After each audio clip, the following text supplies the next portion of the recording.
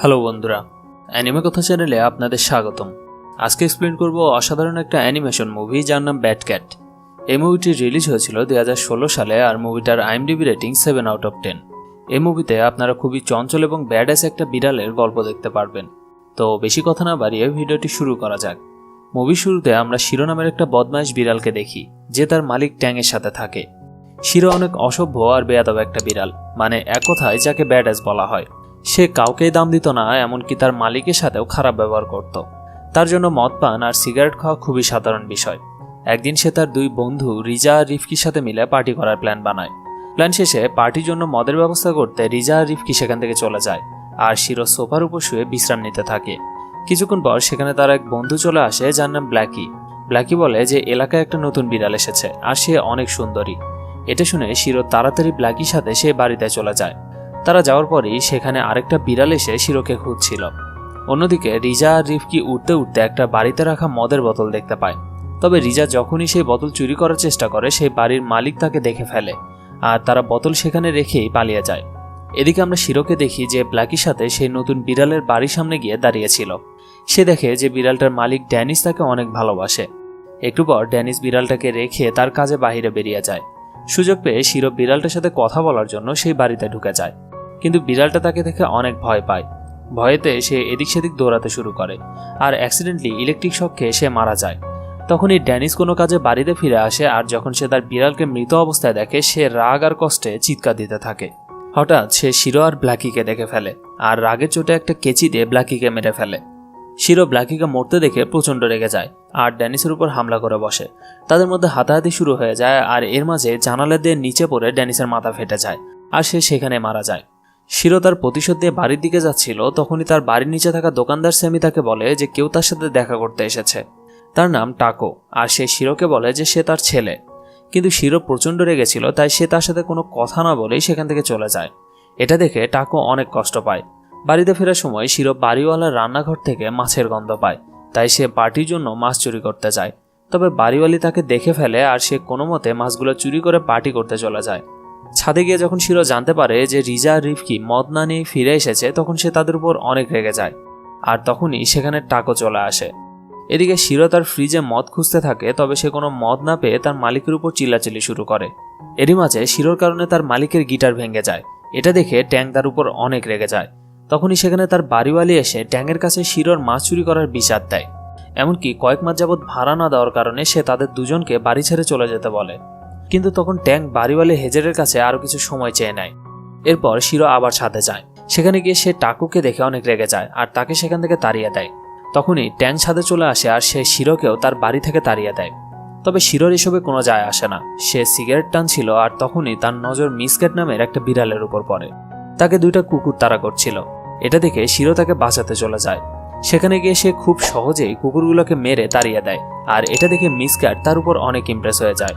এ কারণে তাদের দুজনের মধ্যে বন্ধুত্ব হয়ে যায়। অন্যদিকে যখন ড্যানিসের ডেড বডি অ্যাম্বুলেন্সে করে নিয়ে যাচ্ছিল, হঠাৎই ইলেকট্রিক শকের কারণে সে জীবিত হয়ে যায়। তার নিজের বিড়ালের কথা মনে পড়ে যায় আর এজন্য সে শিরোকে মেরে তার বিড়ালের মৃত্যুর প্রতিশোধ নেওয়ার কসম খায়। তারপর সে অ্যাম্বুলেন্স নিয়ে শিরোকে মারতে বেরিয়ে পড়ে। এদিকে আমরা টাকুকে দেখি যে ডাস্টবিনে খাবার খুঁজছিল। তখনই একটা কাপলের নজর তার উপরে পড়ে, যারা তাকে দেখে খাবার অফার করে। তখন সেখানে আরো দুইটা কুকুর শিরোর ব্যাপারে কথা বলছিল, আর এরা তারাই যাদেরকে শিরো মেরেছিল। টাকো তাদের কথা শোনার জন্য তাদের ফলো করতে থাকে। সেই সময়ই ড্যানিস অ্যাম্বুলেন্স নিয়ে সেখানে চলে আসে। পিছন থেকে সে টাকোকে শিরো মনে করে গাড়ি চাপা দিয়ে মারার চেষ্টা করে, কিন্তু টাকো তাকে দেখে লুকিয়ে পড়ে। তাই ড্যানিস শিরোর ঠিকানা জানার জন্য সেই দুটো কুকুরকে ধরে ফেলে। অন্যদিকে রাতে শিরো একটা ফুল নিয়ে মিসক্যাটের সাথে দেখা করতে যায়। তখনই হঠাৎ সেই দুটো কুকুর তাদেরকে অজ্ঞান করে দড়ি দিয়ে বেঁধে ফেলে। শিরো চোখ খুলে ড্যানিসকে দেখতে পায়। ড্যানিস শিরোকে ইলেকট্রিক শক দিয়ে মারতেই যাচ্ছিল, কিন্তু টাকো সেখানে চলে আসে। টাকো কোনো মতে শিরোকে মুক্ত করে ফেলে। তারপর শিরো আর ড্যানিসের মধ্যে ফাইট শুরু হয়ে যায়। তুমুল মারামারির পর শিরো আবারও ড্যানিসকে ছাদ থেকে নিচে ডাস্টবিনে ফেলে দেয়। তারপর মিসক্যাট টাকোকে তার পরিচয় জিজ্ঞেস করলে সে বলে যে শিরো তার বাবা।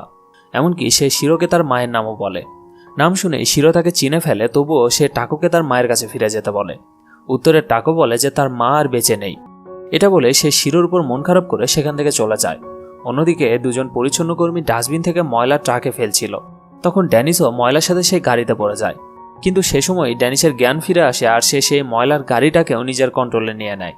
এদিকে শিরো ট্যাঙ্কের রুমের দরজা খুলতে বলে, কারণ ট্যাঙ্ক শিরোর উপর রেগে গিয়ে রুমে ঢোকার সব রাস্তায় বন্ধ করে দিয়েছে। তখন মিস ক্যাট তাকে বলে যে হতে পারে সত্যি টাকো তোমার ছেলে, কিন্তু শিরো এটা মেনে নিতে পারছিল না। হঠাৎই টাকো এসে রাগের বশে শিরোর উপর হামলা করে দেয়, কিন্তু এটা দেখে শিরো রাগ না করে অনেক হাসে।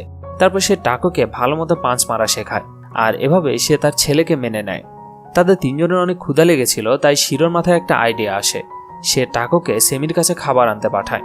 টাকো সেমিকে বলে বাবা বলেছে যদি আমি তার জন্য খাবারের ব্যবস্থা করি তাহলে সে আমাকে তার সাথে থাকতে দিবে।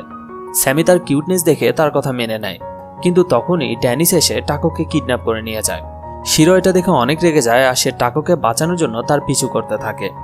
শিরো কোনো মতে সেই গাড়ির কাছে পৌঁছায়, কিন্তু ময়লার গাড়িটা একটা ট্রেনের সাথে বাড়ি খেয়ে সমুদ্রের মধ্যে পড়ে যায়। ততক্ষণে শিরো টাকোকে বাঁচাতে গিয়ে নিজেই পানিতে পড়ে যায়। পানিতে সে ড্যানিসকে আবারও মেরে ফেলে। তারপর টাকো উপরে উঠে আসে, আর শিরো তাকে জীবিত দেখে কান্না করতে করতে জড়িয়ে ধরে। এর মধ্যে মিস ক্যাট যখন শিরো আর টাকোর জন্য অপেক্ষা করছিল, হেজেল এসে তাকে ভয় দেখিয়ে সেখান থেকে তাড়িয়ে দেয়।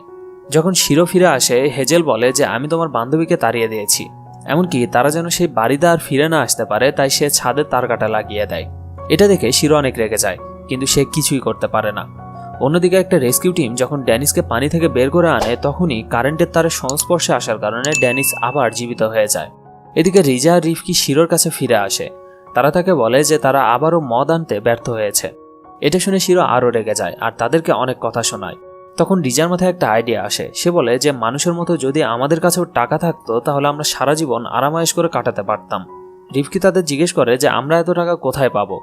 তখন রিজা তাকে ব্যাংক ডাকাতি করার আইডিয়া দেয়। শিরোর এই আইডিয়াটা অনেক পছন্দ হয়, আর তারা ব্যাংক ডাকাতি করতে বেরিয়ে পড়ে। তারা সবাই একটা ব্যাংকের সামনে যায়। রিফকি বাহিরে দাঁড়িয়ে পুলিশের উপর নজর রাখতে থাকে। অন্যদিকে রিজা কমোডোর পাইপ দিয়ে ব্যাংকের মধ্যে প্রবেশ করে, তবে একটা গার্ড রিজাকে দেখে ফেলে আর সে ভয়তে অজ্ঞান হয়ে যায়। এরপর রিজা তার থেকে দরজার চাবি নিয়ে শিরো আর টাকোকে ভিতরে নিয়ে আসে।